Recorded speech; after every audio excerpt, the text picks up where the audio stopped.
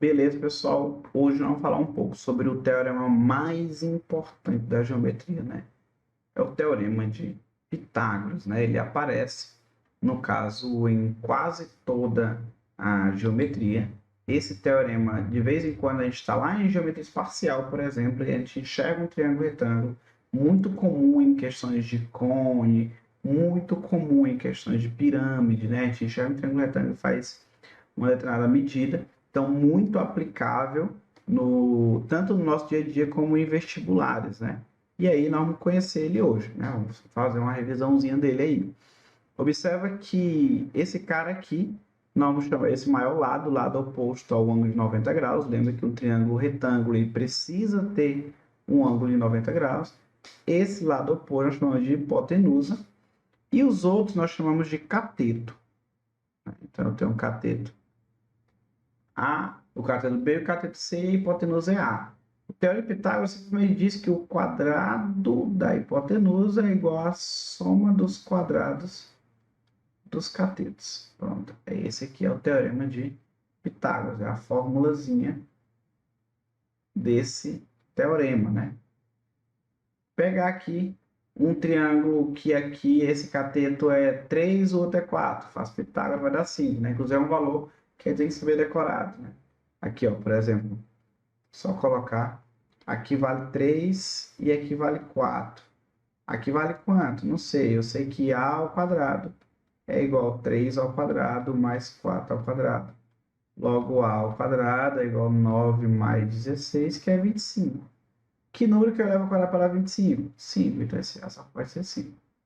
Tá bom? Essa medida aí dessa hipotenusa.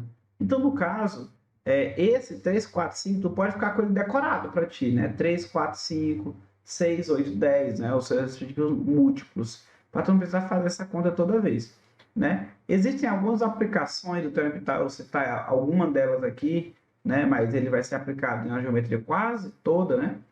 Eu vou citar alguns aqui, como por exemplo o cálculo de uma diagonal. Se tu imaginar bem aqui, ó, eu tenho um triângulo retângulo, onde um cateto é 8 e o outro cateto é 15. Esse D, então, é o quê? É a diagonal. E aí, eu precisando calcular ele, eu posso fazer o quê? O teorema de Pitágoras. Eu sei que D ao quadrado é igual a 15 ao quadrado mais 8 ao quadrado. Então, D ao quadrado, só um segundo,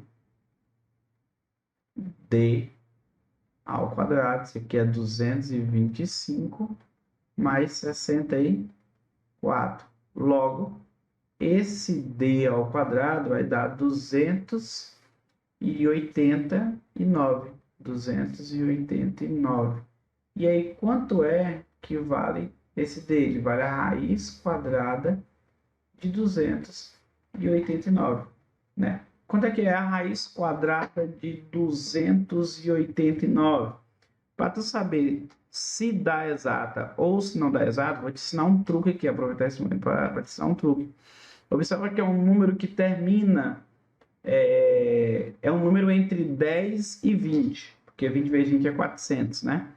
E no caso ele tem que terminar ou em 7 ou em 9, ou em 3, perdão.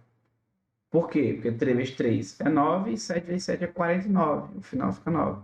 Então, um número entre 10 e 20 que termina em 3 é 13. E eu sei que 13 vezes 13 anda é longe de dar isso aí, né? E o outro é 17. Quanto é que é 17 vezes 17? Vai lá. 7 vezes 7 é 49, vai 4. 7 vezes 1 é 7. No caso, com 4 dá 11, né? E aqui, 1 e 7, vai ficar o quê? 2, 8, 9. 289, então a raiz quadrada é 17. Esse aqui vale 17, certinho. Então, eu aproveitei esse momento aqui para a gente ter essa dica de como é que eu acho uma raiz. Observa para eu intuitivamente saber quais são os candidatos à resposta, eu posso olhar só para o último dígito.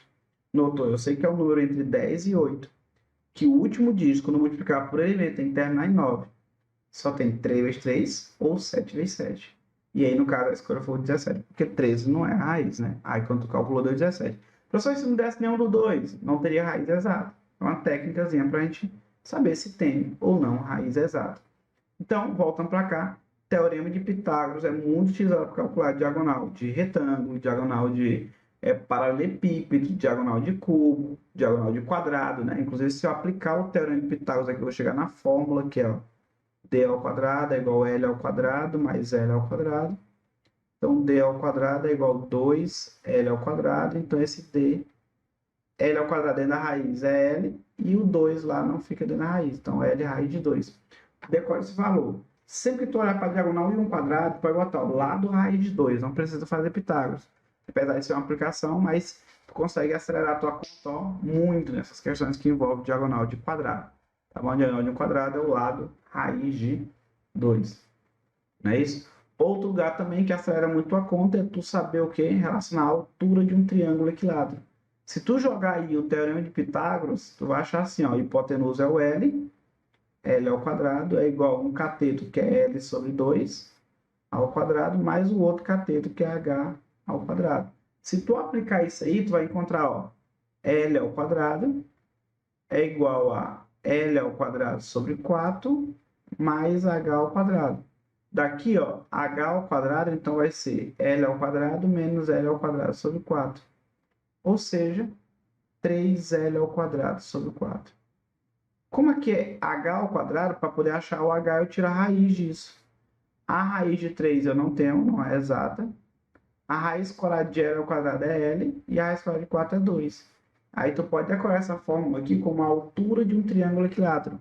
É muito, muito, muito utilizada essa fórmula aí. Tá bom? Bora botar um contexto aqui rapidão. Tem que imaginar um triângulo equilátero aí, ó. Bora imaginar que eu tenha, sei lá, 3 circunferências aqui, ó. E eu preciso calcular essa altura daqui para cá. Observa, aí eu vou dizer que essas circunferências são tangentes, algo do tipo.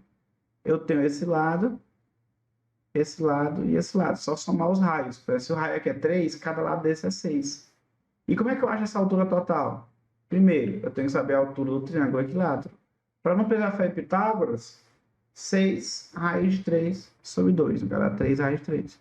Aí só somaria com cada um dos raios, mais um raio, mais outro raio. E aí eu tenho essa altura aqui, ó, completando. Então, às vezes, eu tenho que imaginar um triângulo, seja ele equilátero, seja ele retângulo, né? No caso do triângulo equilátero, a gente, para utilizar a altura dele, a demonstração é através do Teorema de Pitágoras. Mas se tu já souber de cor, que é L ao quadrado, raiz de 3, L ao quadrado não, L raiz de 3 sobre 2, aqui ó, L raiz de 3 sobre 2, a forma da altura tu já decora e já ajuda muito. A diagonal do quadrado, L raiz de 2 e assim vai. Então, basicamente, hoje nós vimos algumas aplicações do Teorema de Pitágoras.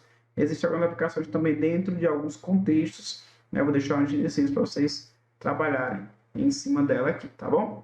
Então, qualquer dúvida, comenta. Deus abençoe.